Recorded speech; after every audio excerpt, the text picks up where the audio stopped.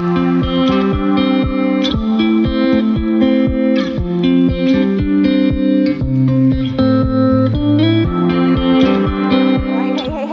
everybody. It's Alicia McPeek with my brother, Zach Marcy. Welcome. Welcome to Metabolic Midlife Mastery, Midlife Metabolic Mastery. You notice the title here. We're talking today about how to eat like you're 20, but also ramp up your metabolism like you're 20 as well, because probably a lot of people are still eating like they're 20. They're just not getting the same results. So let's be truthful. When I was 20, I could eat a whole pizza in one setting at midnight and still wake up the next day with plenty of energy and never gained an ounce. So let's talk about how to make that happen. That's so fortunate, man. I don't think I ever could do that when I was in my 20s. I could get away with it in my teens, but man, past my early 20s. Yeah, it was my early 20s, but yeah. I couldn't do that anymore. I couldn't. So, Alicia and I were discussing a lot of the information we have stuck inside of the Midlife Metabolic Mastery. And, we both have went through the program, and like I have lost to the tune of about 22 scale pounds using this program. And the most important part, so I did this whole like really strict paying attention to every microgram that went in my body, or micronutrient and macronutrient, counting down calories and doing all this stuff, getting ready to do a photo shoot. And I started feeling that burnout. A lot of us get to that point where we start feeling just, I'm tired of doing this. And I go, you know what I'm going to do? I'm going to take a break. My metabolism, I've lost 22 pounds here. I'm starting to feel a little restricted, and I'm truly going to give myself a bit of a break, but I'm not going to go crazy. What I'm going to do is I'm going to continue to work out exactly like I am. I'm just not going to count my calories anymore. And at the same time, at least twice a week, if there's something I want to eat 2 times, just 2 meals, I'm not saying 2 days, 2 entire days, but 2 times a week, if there's something I want, as long as I've worked out that day, as long as I'm not doing it on consecutive days, and as long as I keep it to about an hour of whatever like the sit down time is, I'm going to do it.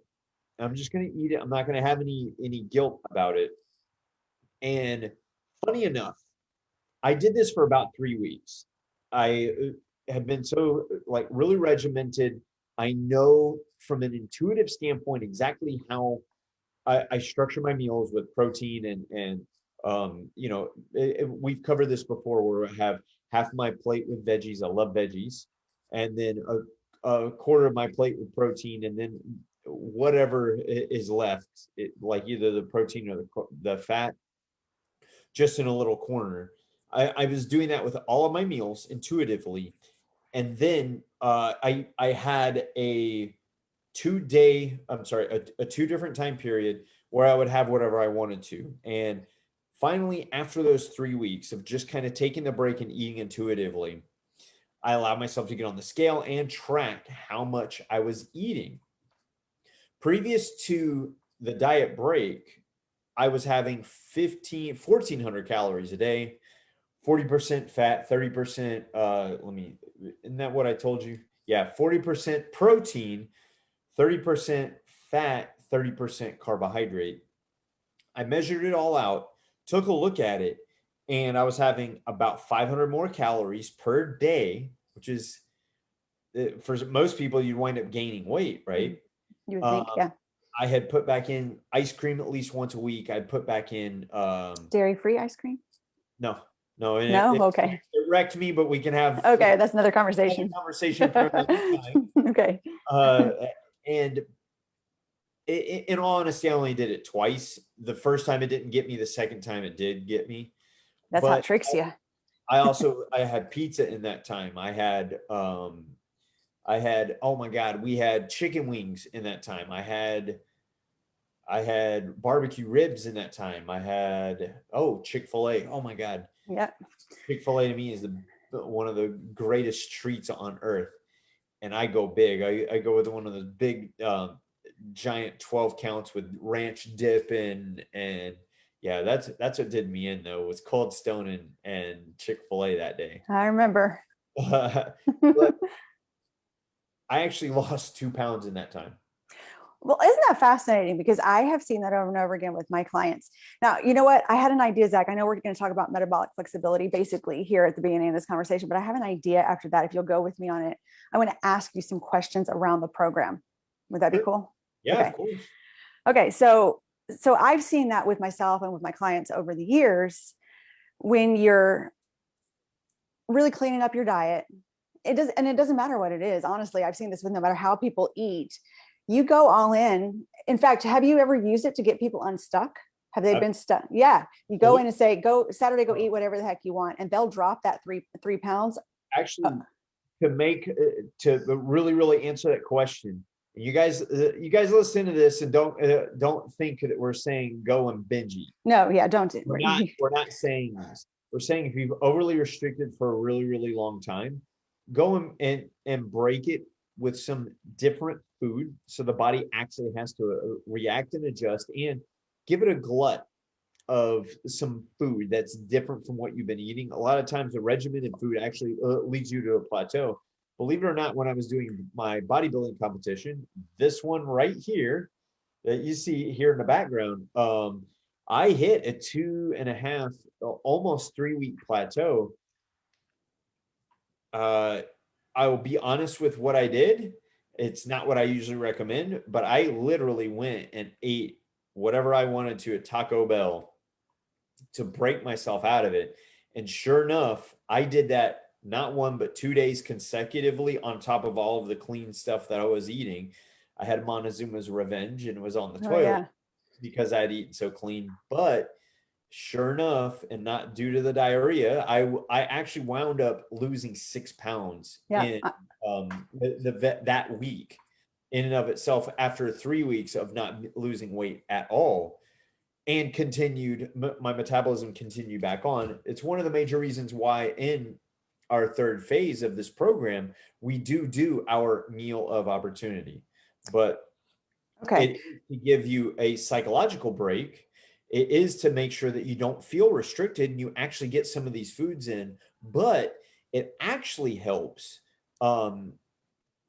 create a space where your leptin levels, which is your signal for whether or not your body is going to store or utilize body fat, it resensitizes you to leptin levels, and it also helps to suppress your ghrelin levels, which is your hunger hormone.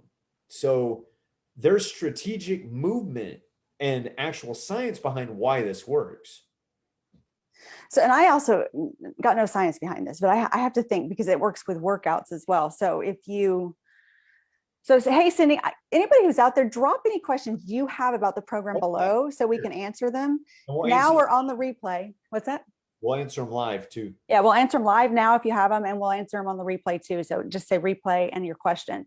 But if you're here, ask questions. If you've dieted before, if you've tried to lose weight, if you're over 40 and you're struggling, drop your questions here, because this is where you're going to get your questions answered to find out why what we're doing is different and why it's going to work for you.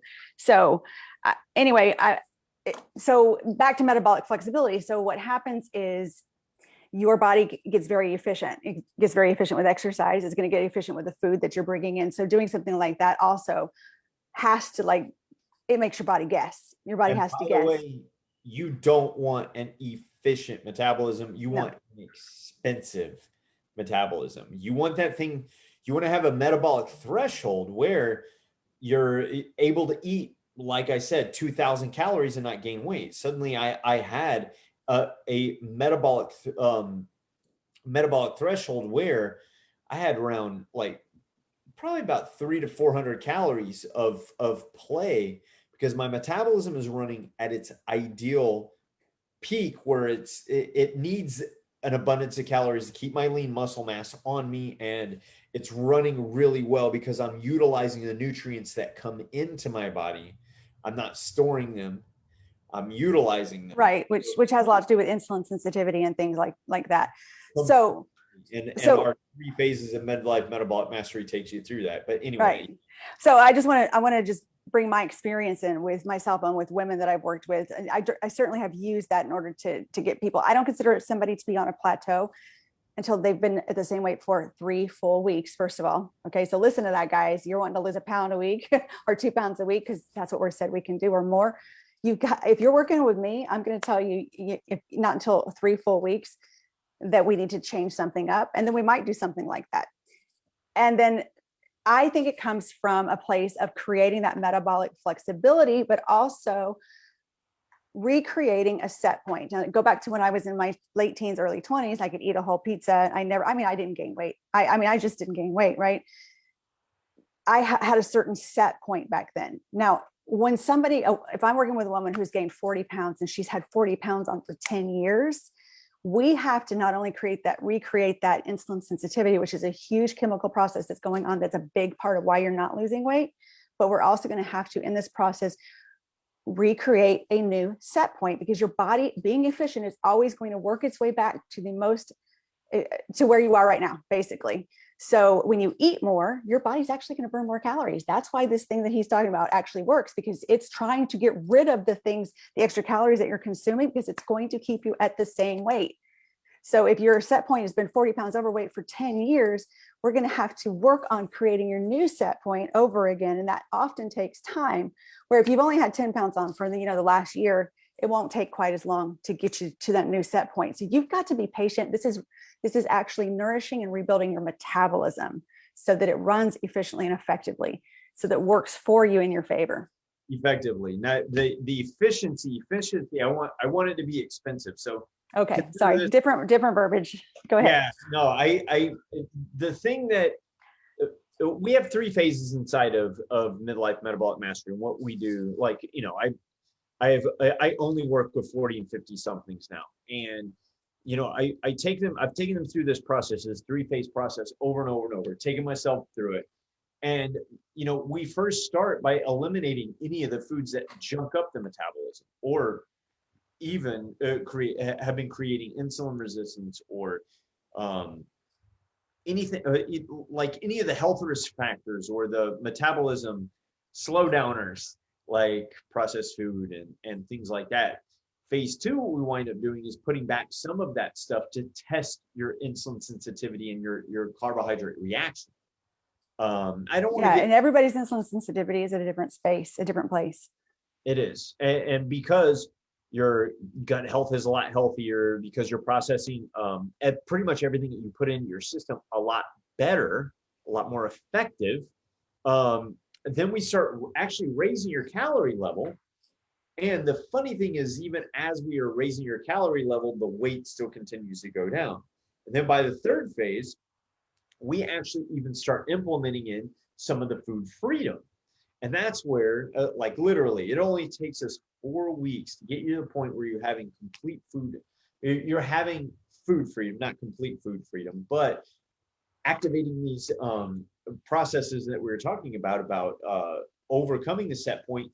And by that time, you're probably going to be around 500 to 600 calories more, able to add back in a lot more of that fun, energizing exercise, but you're going to have this body that feels great, that's going to be running a lot better with an expensive metabolism, and you're going to have a greater metabolic threshold, a greater metabolic set point that's higher than it was in the beginning when we first started off, simply due to these little factors that we've been messing around with.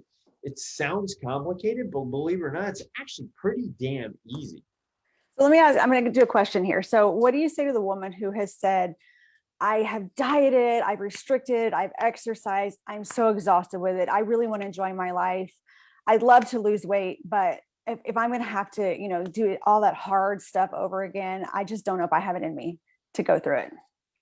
I hear you and I understand. And I've been there. Alicia's been there. We've been there. That's why I said the question. We've helped thousands of people in the very same position. If you can buckle down with us for 4 weeks, mentally, nutritionally, and exercise related, it's going to completely change your life. And by that 4th week through that 6th week is when we can actually start adding back in a lot of the fun. But we got to do the upfront work for about a month, for about the 2 phases, which would be 4 weeks, to get into that food freedom, with the food flexibility, the ramp up of the metabolism. But it is all rooted in science, but not science that you get from a journal. It's science that we actually apply into the real world. And I'm telling you, every single person that has fully worked this program, I have not seen it not work on anyone that works the full program. Like I don't know many programs that can even say that, but I can genuinely tell you, every person that works the program through and through winds up getting the result. And you said the results are about 18 pounds in 6 weeks, right? Ladies are getting 18 pounds in 6 weeks. Men, sorry. Women are getting 14 pounds in 6 weeks. Guys are getting 18 pounds. Still pretty good. Okay, so here's another question. Do I have to eat like a bodybuilder, chicken and rice and broccoli, like, for example, for the rest of my life? Of course not. We've got a phase 1, phase 2, and phase 3 professionally developed recipes. And man, if I can even read, you know what, I'm not going to get into the PDF, but I mean, we've got like healthy Chinese food in one of them. It's like a beef stir fry. And no, absolutely not. It's the other way around, believe it or not. We actually teach you how to utilize herbs and spices to ramp up your metabolism, and want you to have like flavorful, rich enjoyment from this food. In fact, food's awesome.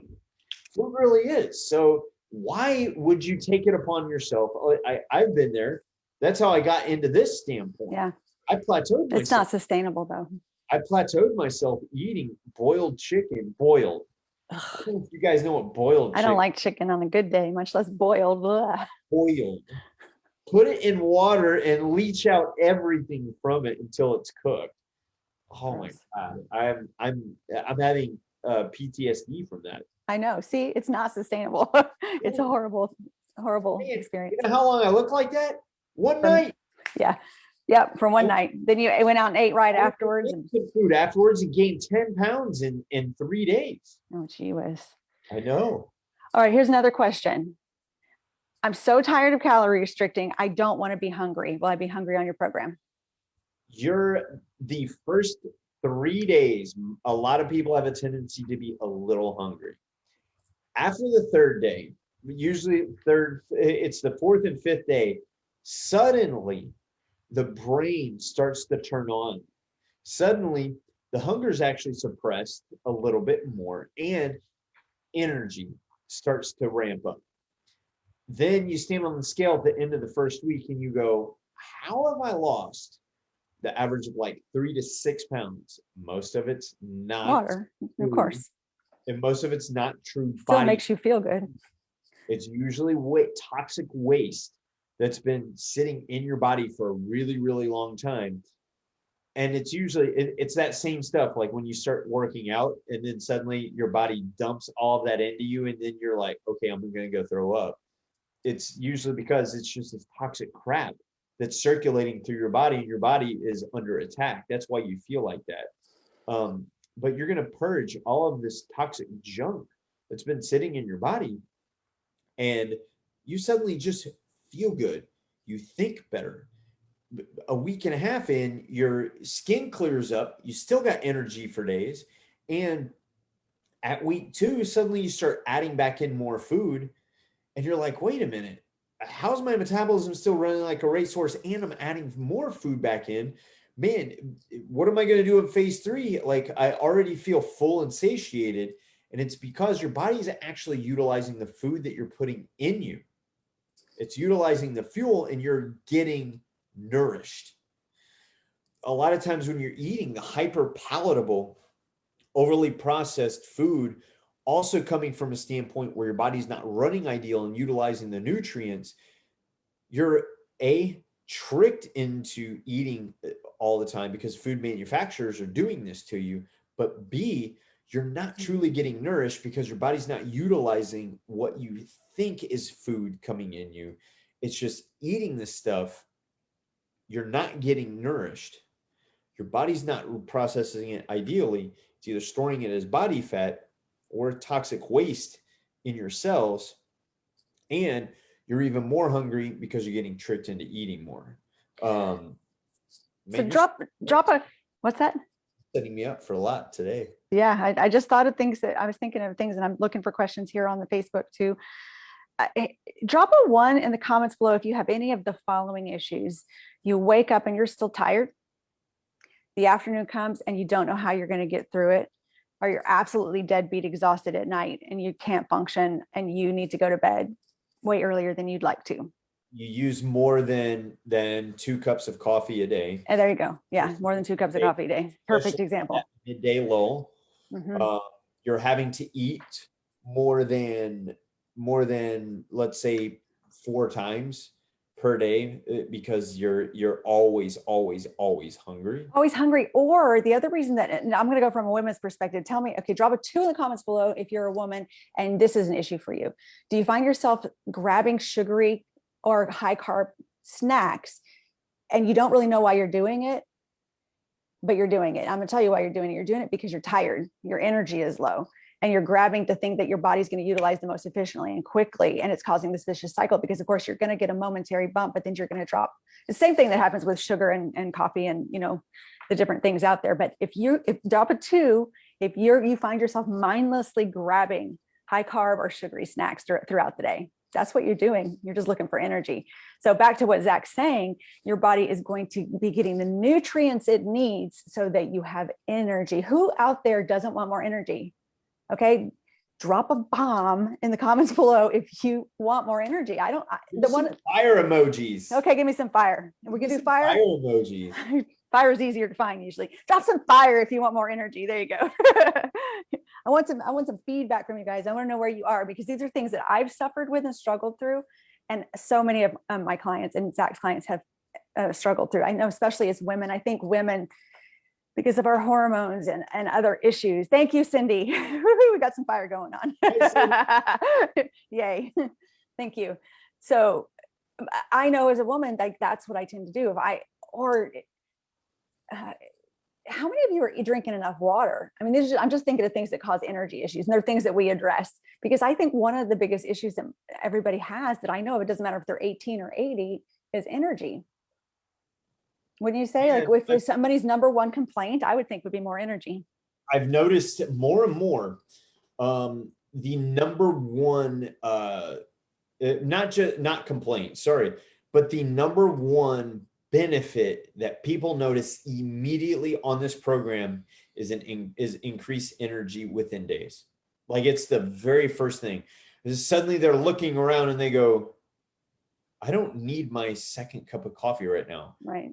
Wow. Like usually I feel anxious and I'm grabbing something right now. I'm okay. What is this feeling? We start to really normalize. Tell me what you're supposed to feel. Well, we because it's slow, right? Mm-hmm. A lot of this crap starts coming in, and I guess it's like, Alicia uses the house analogy where, over time, the house starts to get weathered inside and out. And over time, you're not taking care of it. It starts to kind of become normal until you look around, you go, my house looks like shit. Like, what am I going to do here? Like both inside and out. Holy cow. I don't know what to do. Suddenly. Well, the neighbors can see the outside, right, but they can't see their inside. So we tend to go and paint the outside and not address what's going on the inside. In other words, you get your nails done, you get your hair done. You worry about like trying to starve yourself thin, but instead you should be doing it's actually an inside job that starts working inside and goes out. You start taking care of your health, and the next thing you know, the outside starts taking care of yourself. Clearer skin, more energy, like significant reduction in body fat. Yeah, less inflammation. Yeah, significantly more, or You're not gonna look so puffy. significantly less inflammation and puffiness. But kind of turning this more towards understanding how that analogy relates to you in your 40s and 50s. It all catches up to you over the course of time. You have to renovate the house. It has to be done. We're not saying that in your 40s and 50s you're completely outdated and you need a gut job, but but you might if you keep going. we're not talking about Joan Rivers levels of Botox and plastic surgery. We're literally talking about taking care of your health on a level that actually has a dramatic impact on the scale, on your energy, on your health. It's not sexy to talk about health, but you return your body to a state of ideal health and everything in your world starts to improve, from your mood to your thoughts about yourself, your feelings about everything. And yeah, that's right. Your body actually even starts to respond to with the energy and less body fat. And well, and you are going to look younger, and you will find your way to an optimal weight. But truthfully, I think a lot of the women that I know, and myself included, I remember starting to feel so good again and thinking, I really don't care if I lose another pound. Like, I feel so good. My brain's working. I'm happy. I'm in a good mood. I have enough energy. My big thing is, if I have enough energy to get through my day, then I'm usually pretty dang happy. Like, because I can get things done. And the energy seems to come with an elevated mood. Like, that's how I want to feel every day. And if I can feel like that, yeah, I'd like to lose more weight along the way. But if I didn't, I'd be okay with it, because that, to me, that quality of life, feeling amazing, being able to be present and connected, that's much more important. And then, as I've worked with clients for all these years now, I always remind them that, yeah, we especially since we're not 20 anymore, it's great to look, like thin and, whatever, like you're 20, everything's perky and tight. But the truth is, we're talking about quality of life as we move forward. And that becomes so much more important. What? I'm actually okay with this. I actually am too. Thank you. I don't want to look like I'm 20. I want to be the most vibrant, gorgeous, healthy 50-something-year-old that I can possibly be. Yeah. So, let's bring this full circle and wrap it up. We're talking about metabolism. So let's wrap it up with that metabolism story.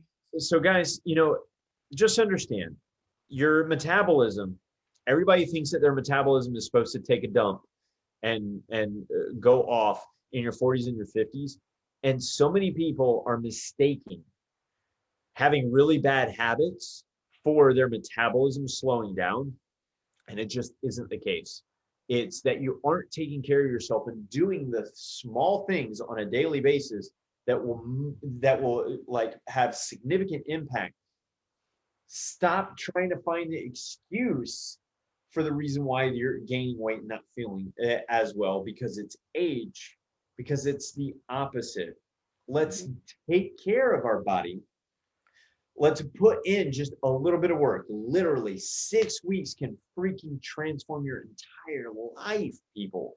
Yeah. Your entire life. Put in the 6 weeks, learn the habits, do the upfront work, and get to an intuitive point where your metabolism is actually running better than it was in your 20s, because you've optimized your current body with the real stuff that works. Yeah. And feel amazing for the first time in a long time. Just because after 40, my friend. That's right. Midlife Metabolic Mastery. If you have questions about the program at all, DM us. We still have surprises to come. So we will see you tomorrow.